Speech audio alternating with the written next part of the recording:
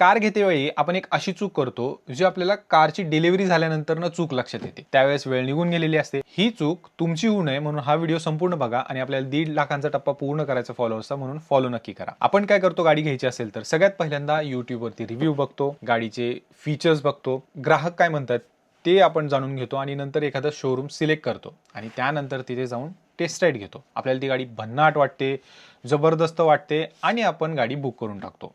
पण लक्षात घ्या, शोरूममध्ये लावलेल्या गाड्या ह्या सगळ्या टॉप व्हेरियंट असतात, त्याच्यामध्ये सगळे फीचर्स भरलेले असतात आणि आपण मिड व्हेरियंट किंवा वेगळंच व्हेरियंट सिलेक्ट करतो आणि ज्यावेळेस आपली गाडीची डिलिव्हरी होते त्यावेळेस आपल्याला ते फीचर नसल्यामुळे ते फिलिंगच येत नाही। म्हणूनच गाडी घेतेवेळी जे पण मॉडेल तुम्ही सिलेक्ट करणार आहात, जे पण व्हेरियंट घेणार आहात, त्याच गाडीची टेस्ट राईड त्या शोरूममध्ये डिमांड करा। यामुळे काय होईल, त्या गाडीमध्ये असणारे फीचर्स, त्याच्या बाबतीत तुम्ही कम्फर्टेबल आहात का, मिळणारे सगळे गोष्टी आहेत, तुम्हाला काही कमी वाटतात का, किंवा तुम्ही त्याच्यामध्ये थोडंसं बजेट वाढून अपर मॉडेलला जाऊ शकता, किंवा एखादं मॉडेल सिलेक्ट केलंय त्याच्यामध्ये जे फीचर्स आहेत ते तुम्हाला जास्त वाटतात तर तुम्ही त्याच्या लोअर व्हेरियंटमध्ये जाऊ शकता, ज्यामुळे तुमचे थोडेसे पैसे देखील वाचतील आणि तुम्हाला एक योग्य व्हेरियंट मिळेल।